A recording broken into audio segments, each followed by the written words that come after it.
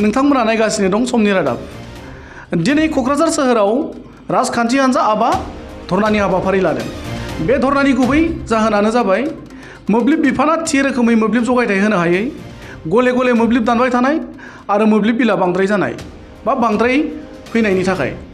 दा बे मोब्लिब बिला बांनायनि थाखायनो ओनसोलनि रायजो राजा बा थागिबि रायजो राजाफोरा खुद्रिखांनाय फोरमायनायखौ लानानै राजखान्थि हान्जा आबा धरनानि हाबाफारि लादों। बे धरना हाबाफारिनि गेजेरजों आबनि दैदेनगिरिफोरा मा बुंदों फै जों खोनासंनानै लानि।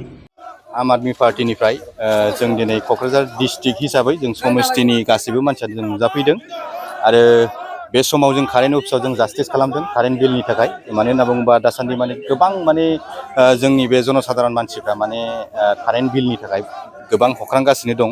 मानो होनना बुङोबा कारेन्टखौ थिग मथेनबो होनो हाया, बिसोरो मोजां मथनबो होनो हाया, फेसिलिटि खालामनो हाया। दिनै जोङो जोंनि गरिब मानसिफ्रा बयबो माने मावनानै जाग्रा मानसिफ्रा दिनै नोङो एखमबा समाव जोङो पहराव जों ओंखाम खबसेबाबो जों जानो लुबैयो। जोङो गासिबो जिब जुनार दाउसिन दाउला जों फिसिनानै जोङो दसे समबाबो जों पहराव थानो लुबैयो। दिनै जों बेफोरबायदि सुबिदाखौ जों मोनाखै बिजेपि सरखारनिफ्राय।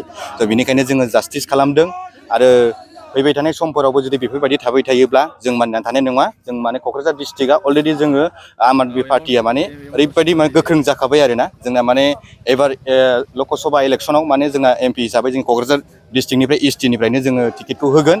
बेनिफ्राय जोंना चिरां डिस्ट्रिक्ट, उदालगुरि डिस्ट्रिक्ट गासिबो बेफोर डिस्ट्रिक्टआबो दिनै बेबादिनो गासिबो माबायावहाय डिस्ट्रिक्ट लेभेलावहाय माने मेम'रेन्डाम गथायगोन आरोखि। कारेन्ट अफिसावहाय जिथा जों कारेन्टनि हिसाबै जोङो जास्टिस खालामदों। बे बिथाङाव जोङो जोबोद दुखु फोरमायो। मानो बुङोबा एखमबा समाव जोंना जोंनि उन्दै उन्दै देरफुनाय गथ'फ्रा फरिखा जाफुनाय, बेनिफ्राय जिथा एग्जाम सोलिफुनाय, बेफोर टाइमाव जों कारेन्टखौ मोननो हाया आरो गोबां मानसिफ्रा माने जोङो खोमसि थानांगौ जायो। दिनै जोङो न'खराव कारेन्ट फेसिलिटि होदोंबाबो एखमबा समाव लडिं जादोंनो आरो एखमबा माने मिटारफ्रा माने गाज्रि जादोंनो, एखमबा माने रिडिङा बिराद बुरजा बुरजा फैयो, बिला बिराद बुरजा बुरजा फैयो। सोरनाबाथ' नों बाल्ब थरसेल' जोंनाय न'आव जोङो अब्लाबो माने बिसिना माने 500नि गोजौआव माने बिलानो जाला जाहैदों।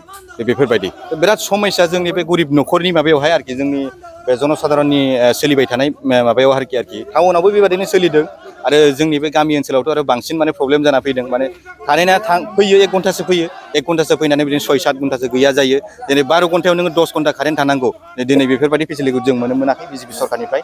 बेखायनो जोङो गोख्रैनो जोंनो कारेन्टखौ मोजाङै मोजां जोंनो साप्लाय खालामनांगौ आरो मोजां मोजां जोंनो बिलखौ जोंनि जनसाधारन गासिबो थांना थानाय सुबुंफोरनो जोङो मोजां मोजां बिलखौ बानायना होनांगौ, जाहाथे बेफोरबायदि प्रब्लेम जानो मोना। थ' बिनि थाखाय जोङो गोख्रोङै जोङो माबागोन, बेबायदिनो जोङो नाजाबाय थागोन। बेफोरबायदि फैबाय थानाय समफोराव जुदि बेफोरबायदि परिबेस फैबाय थायोब्ला आरोखि। थ' बेखौनो आङो दिनै जोंनि क'क्राझार डिस्ट्रिक्टनि सेक्रेटारि हिसाबै आं बुंथिनानै होबाय।